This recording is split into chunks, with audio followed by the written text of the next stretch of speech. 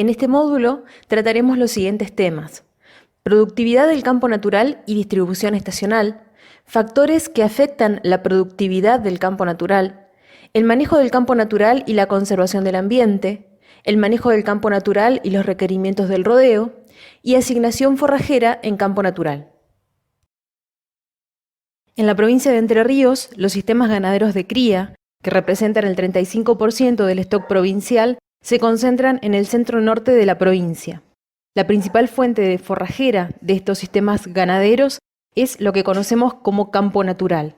El campo natural o pastizal puede tener diferente forma, diferente fisonomía, según vayamos de un lugar a otro de la provincia o según vayamos de un lugar a otro en un mismo campo, porque lo que caracteriza a estos sistemas es la gran variabilidad, la gran diferencia que podemos tener en los ambientes con los que contamos.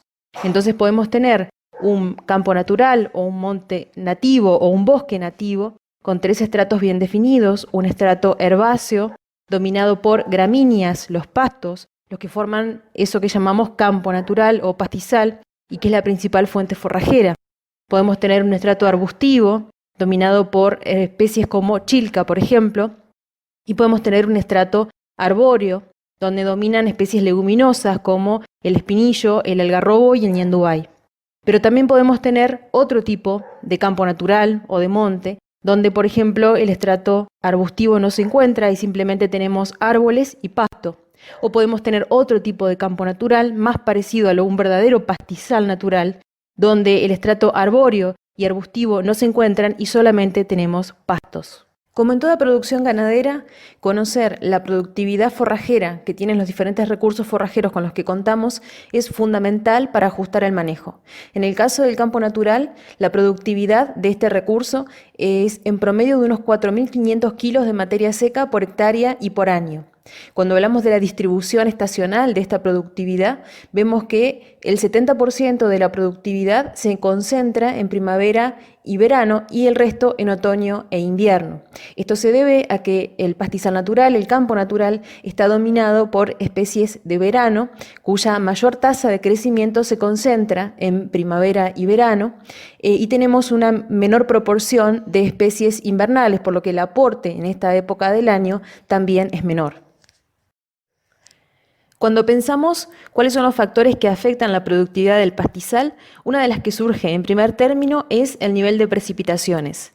Sabemos que la productividad del pastizal se concentra en primavera y verano siempre que tengamos un volumen de precipitaciones adecuado. En consecuencia, la mayor variabilidad de la productividad del pastizal entre años obedece a la variabilidad de las precipitaciones. Tenemos aquí un caso donde comparamos lo que ocurrió en el año 2008, que fue un año donde todos recordamos haber sufrido una fuerte sequía, donde en vez de tener 1.200 milímetros, como habitualmente tenemos en el norte de la provincia, tuvimos 600 milímetros, y eso deprimió la productividad del pastizal, que cayó a 2.000 kilos de materia seca por hectárea por año. Ahora bien, cuando vemos qué pasó con la distribución, vemos que el 60% de la productividad de ese pastizal, que ya era muy baja, se concentró en solamente 2 meses del año. El 60% de la productividad de ese año se concentró en enero y febrero, donde se registró el mayor nivel de precipitaciones. Cuando comparamos qué pasó con otro año, que fue el 2010, donde el nivel de precipitaciones anual fue normal, estuvo en 1.000 milímetros y la productividad del pastizal también estuvo dentro del promedio, 4.000 kilos de materia seca por hectárea por año, vemos que lo que pasó ese año es que la distribución de las precipitaciones se concentró fundamentalmente en los primeros 3 meses del año. Entonces eso hizo que la productividad del pastizal también se concentrara en ese momento y se deprimió en el resto del año. Entonces, ¿qué queremos decir con esto? Que interesa el volumen de precipitaciones que tengamos en el año para determinar la productividad del pastizal, pero también interesa la distribución. En consecuencia, sabemos que no podemos controlar el efecto de la lluvia sobre la producción del campo natural, pero sí podemos ajustar el manejo para estar mejor preparados en años difíciles. Aquí tenemos una imagen tomada en Feliciano en diciembre de 2008, en plena sequía, donde vemos el efecto de la falta de lluvia sobre el campo natural. Y aquí tenemos una imagen tomada también en Feliciano en diciembre de 2008, pero vemos que la situación es diferente de la anterior, porque el campo natural, si bien está seco, tiene un mayor volumen de forraje disponible como para poder afrontar esa situación de mejor manera. Entonces el mensaje que queremos dejar es que la variabilidad climática no se puede manejar, pero lo que sí podemos hacer es tomar los recaudos para que el manejo del campo natural nos permita de alguna manera atenuar los efectos de esa variabilidad. Y otro de los factores que afectan la productividad del campo natural es la carga. La carga es la principal variable de manejo de los sistemas ganaderos. Es la válvula que regula el consumo de los animales y el crecimiento del campo natural.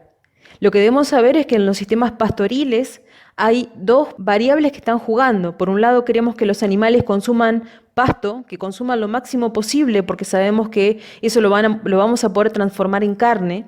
Pero por otro lado, también queremos que los pastos sigan creciendo. Para que el pasto siga creciendo, es necesario que haya pasto. Para que el pasto siga creciendo, es necesario que no nos llevemos absolutamente todo lo que se produce. Si trabajamos con una carga demasiado alta, lo que estaremos haciendo es llevándonos todo lo que se produce. El tamaño de la pantalla solar necesaria para producir más pasto va a ser muy pequeña. En consecuencia, la productividad del pastizal natural también va a ser baja. Ese es el escenario de la alta carga a la que estamos habituados en general. Pero si trabajamos con una carga adecuada que trate de compatibilizar tanto el consumo animal como la producción del pastizal, el tamaño de la pantalla solar será más grande y en consecuencia la productividad del pastizal también será más alta. A lo largo de este módulo vamos a desarrollar algunos conceptos para poder compatibilizar justamente ese consumo animal y esa productividad del pastizal. En un escenario de alta carga, lo que habitualmente encontraremos es un pastizal de baja altura la mayor parte del año. Podemos encontrar dominancia de especies indeseables o de malezas que van ocupando los lugares que las especies forrajeras van dejando. Y podemos tener también problemas de erosión de suelo porque aumenta la proporción de suelo descubierto. En cambio, en un escenario de baja carga, la altura del pastizal la mayor parte del año será mayor, tenemos mayor diversidad de especies diferentes formando parte de ese pastizal, podremos tener mayor cobertura de suelo y entonces atenuar así los impactos de la erosión y la pérdida de especies forrajeras de alto valor. Otro de los factores que afectan la productividad del campo natural es el enmalezamiento. Cuando hablamos de enmalezamiento nos referimos al crecimiento de la cobertura de especies no deseables de tipo herbácea como el caraguatá o el espartillo, arbustivas como la chilca o arbóreas como la palma caranday. El enmalezamiento reduce la productividad del campo natural porque estas especies ocupan lugares que podrían ocupar las plantas forrajeras y cuando el problema se agrava, reduce considerablemente la accesibilidad del ganado. Y este es un problema porque equivale a que el campo se achique y es un problema muy habitual en nuestros sistemas ganaderos. Palma caranday, una de las especies problemáticas cuando hablamos de enmalezamiento en campo natural, suele ser una especie complicada desde el punto de vista del manejo, muy invasora, tiende a cubrir una importante superficie que reduce la accesibilidad. Volvemos al concepto de que el principal efecto del enmalezamiento de las especies, tanto arbóreas como arbustivas y herbáceas, es reducirnos la accesibilidad o reducirnos la proporción de especies forrajeras, y ese es el principal impacto que tienen sobre los sistemas ganaderos de cría. En el caso entonces de palma caranday, una de las principales dificultades de esta especie es el ambiente en el que se encuentra. Palma caranday suele dominar en ambientes que tienen suelos de baja estabilidad, suelos que tienden a plancharse fácilmente con la lluvia, tienen pobre estructura, entonces son suelos que tienden a estar descubiertos la mayor parte del año. En general, palma caranday se encuentra en ambientes poco productivos y que si a esto le sumamos la cobertura que genera esta reducción de la accesibilidad, agrava los problemas de productividad forrajera. Una de las prácticas de control más difundidas en relación a palma caranday es la quema, y ese es uno de los principales problemas o una de las principales causas por las cuales se difunde tan rápidamente y reduce tanto la accesibilidad en los sistemas ganaderos de cría. Quemar la palma favorece la germinación de la palma, porque lo que hacemos con la quema es escarificar la semilla, esa fruta carnosa de la palmera, que puede germinar con mayor facilidad. Por otra parte, la quema también implica destruir aún más ese suelo tan frágil, con tan pobre cobertura y con tan bajo nivel de materia orgánica. Con lo cual, la quema definitivamente no es una práctica recomendada para poder controlar la palma caranday, sino más bien debería apostarse a tratamientos de control de tipo más puntuales, de manera química, aplicados en el ápice de crecimiento de la planta, seleccionando muy bien los individuos que se van a controlar y tratando también de pensar que el principal problema de la palma es cuando se forman rodales cerrados y bajos. Si la palma levanta su estípite, levanta su tallo, deja de ser problemática porque nos deja de reducir la accesibilidad, con lo cual es importante pensar dónde vamos a localizar el control, que puede ser químico, como decíamos, de manera puntual y controlada, pero evitar hacer esas quemas que suelen hacerse porque lo que estamos haciendo es agravar el problema. La chilca es otra de las especies arbustivas que reducen la accesibilidad del campo natural y en consecuencia reducen de manera importante la capacidad de carga de estos sistemas.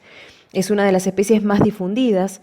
Existen alternativas de control, desde utilizando medios químicos y medios mecánicos. En general, lo que se recomienda es hacer o implementar estrategias combinadas de control químico y de control mecánico. Este es un trabajo bastante artesanal, como suele ocurrir en el control de este tipo de especies en el campo natural, de manera que uno debe analizar una estrategia para implementar ese control, pero además también pensar que el manejo del pastoreo en esos ambientes debe ser modificado para que ese control surta efecto en el tiempo. Y por último, el caraguatá, otra de las especies que puede traernos problemas, no tanto desde el punto de vista de la accesibilidad, porque el animal puede acceder, lo que hace caraguatá es ocupar lugares que podría ocupar una planta forrajera, que podría ocupar un pasto. Caraguatá también es una especie muy invasora para la cual, así como ocurre en el caso de chilca, existen alternativas de control, tanto de control mecánico como de control químico, y en general se trata de apuntar a estrategias que combinen ambos métodos de control en diferentes momentos del año. Fundamentalmente lo que se trata de hacer también es suprimir la floración. Es una especie que produce una importante cantidad de semillas, con lo cual si uno corta el escapo floral previo a la floración y a la liberación de la semilla, esta es una estrategia bastante importante para reducir el inóculo, la fuente de semillas en el campo. De todas maneras debemos pensar que en los lugares donde caraguatá ya está instalado, el banco de semillas está lo suficientemente bien alimentado de la semilla como para mantenerse en el tiempo. De nuevo, cuando hablamos de control de estas especies, sea arbórea, arbustiva o herbácea, debemos pensar en una estrategia de control que podamos sostener en el tiempo, que podamos acompañar con un manejo del pastoreo adecuado, y debemos pensar, obviamente, que se trata de alternativas artesanales de un costo importante y que debemos realizar sobre todo teniendo en cuenta las medidas de seguridad que permitan reducir el impacto ambiental, especialmente cuando hablamos de control químico. ¿Existe alguna relación entre el manejo del campo natural y la conservación del ambiente? ¿Mejorar la eficiencia de los sistemas ganaderos de cría se vincula con una mejora en la conservación del ambiente? ¿Cómo puedo contribuir yo como ganadero a esa conservación? Hacer un buen manejo ganadero, compatibilizando la oferta forrajera del campo natural y la demanda animal, nos permite cumplir con nuestra principal función, con nuestro principal rol como ganaderos, que es la de producir terneros, la de producir carne y la de generar un ingreso económico a partir de esa actividad. Pero lo que debemos saber también es que hacer un buen manejo ganadero se vincula con la conservación del ambiente. En un campo natural bien manejado, vamos a promover la conservación de especies vegetales y animales. Esas especies animales, como las aves, por ejemplo, van a poder desarrollarse en los diferentes estratos, tanto arbustivo, herbáceo como arbóreo. Vamos a poder extraer leña de esos ambientes, vamos a poder desarrollar la apicultura, vamos a poder contribuir al bienestar animal, porque la presencia de árboles atenúa las temperaturas extremas y tiende a ser un reservorio de humedad, especialmente en los años secos. Ese suelo cubierto, donde el pastizal está creciendo y tiene una determinada altura la mayor parte del año, va a ser un suelo mucho más profundo, mucho más eficiente para captar el agua, con mucha mayor actividad biológica. Ese agua va a ser mucho mejor captada porque va a infiltrar mucho mejor. El suelo cubierto siempre infiltra mucho mejor que el suelo desnudo. Y cuando hablamos de cobertura del suelo también hablamos del tamaño de la pantalla solar. Pensar en suelos cubiertos con una altura de pastizal importante la mayor parte del año implica tener un mayor tamaño de pantalla solar. Eso implica tener una mayor productividad forrajera. Y como decíamos anteriormente, una mayor productividad forrajera se vincula directamente con la producción animal. De manera que podemos contribuir a la conservación del ambiente mejorando la ganadería.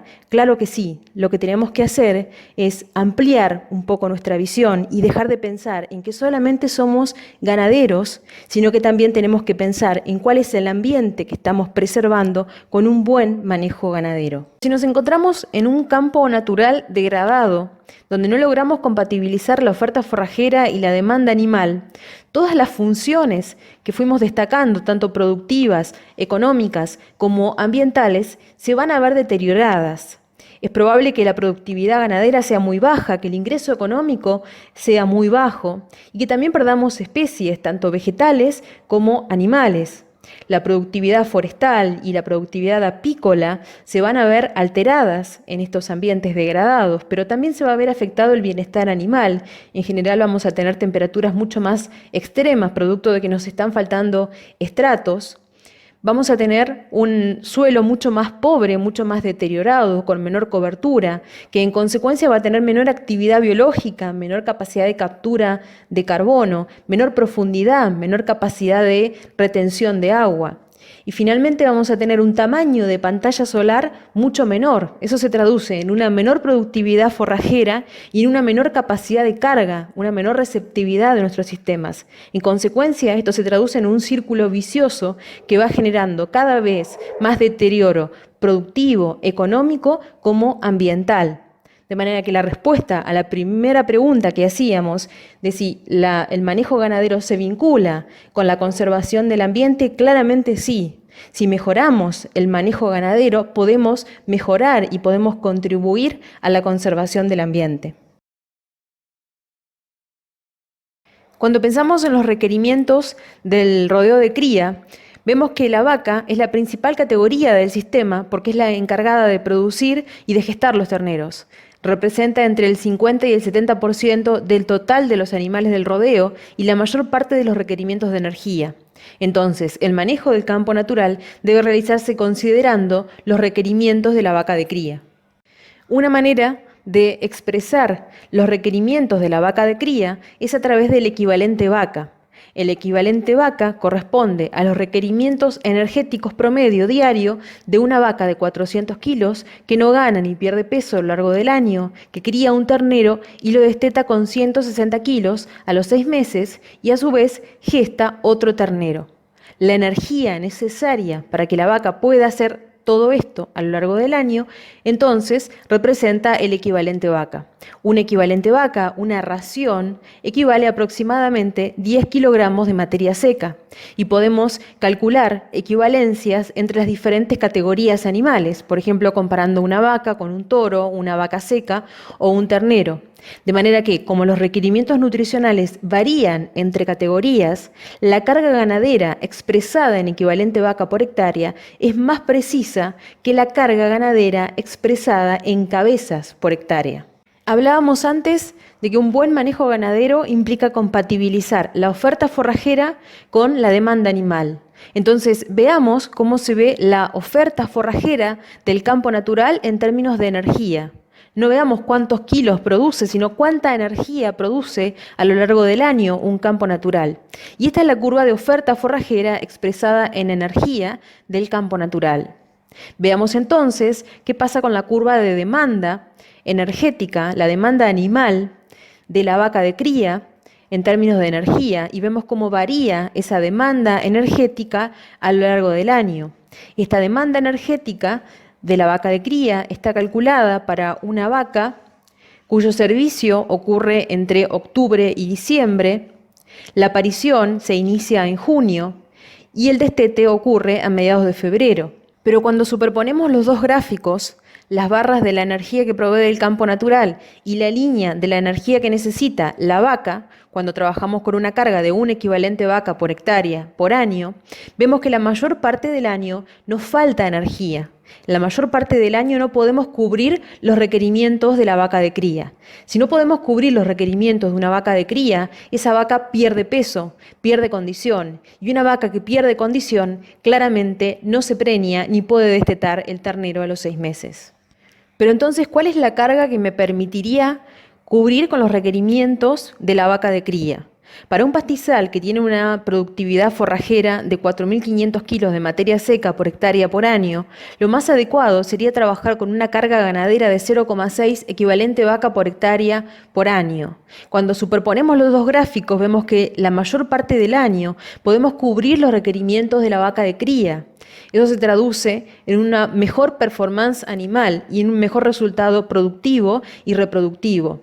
El momento en donde no podemos cubrir los requerimientos es en invierno, y es natural que eso pase, porque en invierno es donde tenemos la menor productividad forrajera del campo natural. Para ese momento del año debemos pensar en otras alternativas que nos permitan cubrir la demanda animal.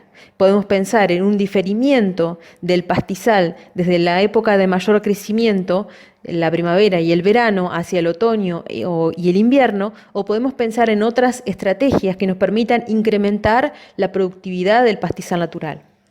Existen diferentes alternativas que nos permiten incrementar la productividad forrajera del campo natural en invierno, que es cuando más lo necesitamos. Por ejemplo, la incorporación de ryegrass en cobertura, que es una alternativa relativamente sencilla de llevar adelante y de bajo costo, y que podemos mantener en el tiempo si hacemos un buen manejo, sobre todo de la semillazón en la primavera.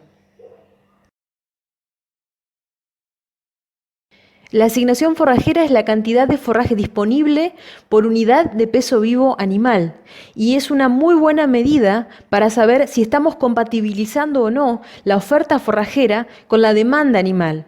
Cuando hablamos de asignación, hablamos de cuánto forraje, cuánto material tiene el animal por unidad de peso vivo. Si tenemos una disponibilidad forrajera de 1.500 kilos de materia seca por hectárea y tenemos una carga de un equivalente vaca, pensando en que tenemos una vaca de 400 kilos de peso vivo por hectárea, la asignación forrajera será de casi 4 kilos de materia seca por kilogramo de peso vivo. Eso se considera una muy buena asignación forrajera.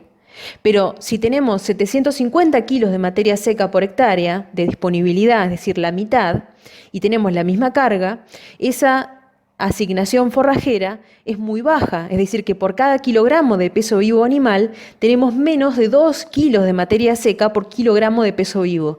Esa es una asignación forrajera restrictiva. Seguramente con esa asignación forrajera no estamos cumpliendo con los requerimientos del animal y seguramente podemos estar afectando la composición o afectando la calidad del campo natural. Veamos ahora qué es lo que pasa cuando tenemos la misma disponibilidad forrajera, pero lo que cambiamos es la carga. Entonces, ¿qué pasa cuando pasamos de tener un equivalente vaca a tener 0,6 equivalente vaca? Vemos entonces cómo la asignación forrajera pasa de casi 4 kilos de materia seca por kilogramo de peso vivo a 6 kilogramos de materia seca por kilogramo de peso vivo. Entonces vemos el impacto de la carga sobre la asignación forrajera.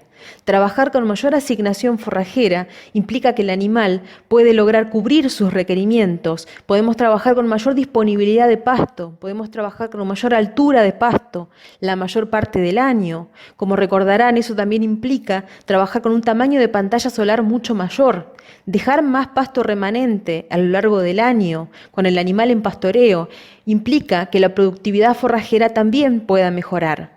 De manera que cuando hablamos de asignación forrajera es un concepto mucho más completo y mucho más claro que nos permite saber si estamos o no compatibilizando la oferta forrajera con la demanda animal.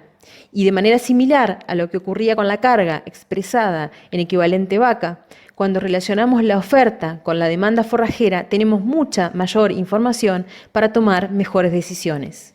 Y vemos aquí qué es lo que pasa cuando aplicamos el concepto de asignación forrajera a lo largo del año trabajando con una carga de un equivalente vaca. Lo que vemos es que la asignación forrajera va a ser demasiado baja durante todo el año y en consecuencia no vamos a poder cubrir los requerimientos energéticos del animal. Pero si trabajamos con una carga de 0,6 equivalente vaca, la carga recomendada para nuestra oferta forrajera, entonces vamos a ver que solamente tendremos problemas en invierno, como habíamos analizado anteriormente, y entonces deberíamos ver cuál sería la alternativa para mejorar o incrementar la oferta forrajera en esa época del año y lograr cubrir los requerimientos del animal. Ahora bien, para calcular la asignación forrajera en un lote en un determinado lugar, ¿cómo saber cuánto pasto tengo? Y uno de los principales aspectos que debemos estimar es la accesibilidad. Debemos poder estimar para nuestro lote cuál es la superficie efectiva de pastoreo, porque sabemos que la accesibilidad no es plena y que si tenemos un lote de 10 hectáreas, probablemente las 10 hectáreas no sean accesibles para el ganado. De manera que hacer ese ejercicio, pensar qué superficie efectiva de pastoreo tenemos en cada uno de nuestros lotes, es el principal paso para saber cuánto pasto tengo y de esa manera asignar adecuadamente la carga. Y una vez estimada la accesibilidad, lo que resta es estimar la disponibilidad forrajera. Para eso puedo utilizar diferentes metodologías, diferentes estrategias, pero una manera rápida y sencilla es a través de la altura. La altura de pasto es un muy buen predictor de la cantidad de pasto disponible y una relación que podemos tener en cuenta es que 1 centímetro de altura equivale a 70 kilos de materia seca por hectárea. Para estimar la disponibilidad forrajera a través de la altura, lo que voy a necesitar es una regla, un marco de 50 por 50, es decir, 0,25 metros cuadrados, un anotador y un lápiz. Entonces lo que voy a hacer es ubicarme en el lote y empezar a recorrerlo a través de una transecta o una línea imaginaria que me permita evaluar los diferentes niveles de altura de ese lote y de esa manera contar con una estimación lo más precisa posible. Lo que voy a hacer es ir caminando y cada 3 o 5 pasos ir tirando el marco y midiendo el valor de altura promedio para cada uno de los marcos. Ir registrando el valor de altura de cada marco y al finalizar el muestreo lo que haré es sumar los valores de altura y dividirlos por la cantidad de muestreos realizada, de manera de tener un valor de altura promedio de ese potrero. Multiplicando el valor de altura promedio del potrero por 70, que es lo que dijimos que equivale 1 centímetro de altura de pasto, podemos tener la disponibilidad forrajera de ese lote. Lo que no debo olvidar es considerar la accesibilidad en caso de que la accesibilidad del lote no sea del 100%. ¿Y cuándo estimar la disponibilidad forrajera para así calcular la asignación? Bueno, si estoy en pastoreo rotativo, será fundamental calcularla antes de empezar el pastoreo. Y si estoy en pastoreo continuo, será fundamental poder calcularla al menos una vez por estación. La información que nos provee la metodología de estimación de la disponibilidad forrajera a campo puede ser complementada con otras fuentes de información, como por ejemplo las imágenes satelitales. Un ejemplo de esta herramienta es el Observatorio Forrajero Nacional, que cuenta con una base de datos de la productividad forrajera del campo natural en el norte de Entre Ríos en diferentes predios. Y es una fuente de información interesante porque nos permite conocer en un periodo determinado cuál es la productividad del campo natural y qué relación tiene esa productividad del campo natural en ese periodo con la productividad promedio de los últimos 20 años, de manera que nos permite conocer la variabilidad de la productividad del campo natural que, como dijimos, entre otras cosas, depende de la variabilidad de las precipitaciones. A su vez, otro dato importante que nos brinda esta plataforma es poder vincular esa productividad forrajera en un determinado momento con un determinado nivel de carga que nosotros podemos definir en la plataforma, pero que aquí está definida en 0,6 equivalente vaca, que dijimos es la carga recomendada para nuestra zona. Y esta plataforma también admite analizar la información de la disponibilidad forrajera a través de las imágenes satelitales a escala predial. Para ello es necesario contar con el apotreramiento del predio y a partir de ahí poder estimar la disponibilidad forrajera de cada uno de los lotes y hacer comparaciones tanto en el espacio entre predios como en el tiempo, entre años o en diferentes momentos del año, y relacionarlo así con la carga ganadera. Como dijimos, esta es una fuente de información complementaria a toda la información que debemos tener a nivel de campo para tomar las mejores decisiones.